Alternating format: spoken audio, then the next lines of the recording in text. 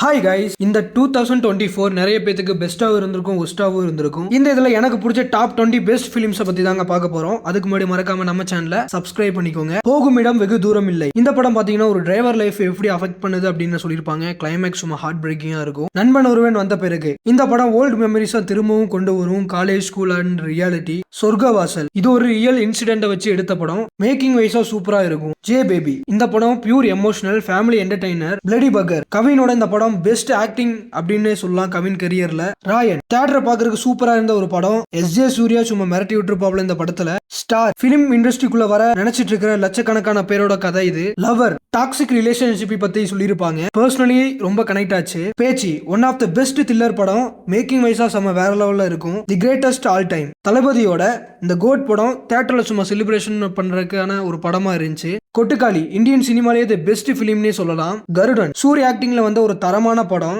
Kanguva personally இந்த படம் எனக்கு ரொம்ப பிடிச்சிருந்துச்சு. ஸ்டோரி வைஸா இருக்கட்டும், மேக்கிங் வைஸா இருக்கட்டும் ரொம்ப எஃபெக்ட் போட்டு எடுத்திருக்காங்க. அமரன் சிவா கரியர்ல ஒரு பெஸ்ட் பிலிமா இருந்த படம். இப்ப வரைக்கும் தியேட்டர்ல ஓடிட்டு இருக்கு. Vaazhai very emotionally to connect the ஆடியன்ஸ்னே சொல்லலாம். அந்த அளவுக்கு இருக்கும் இந்த படம். மெய்யழகன் ஒரு டூ ஃப்ரெண்ட்ஸ் இருந்தா அதுவே அவங்க வாழ்க்கையா இருந்தா எப்படி இருக்கும் அப்படின்னு சொல்ற படம். மகாராஜா சிம்பிள் ஸ்டோரி தான், பட் மேக்கிங் வைஸா ஸ்ட்ராங்கா இருக்கு.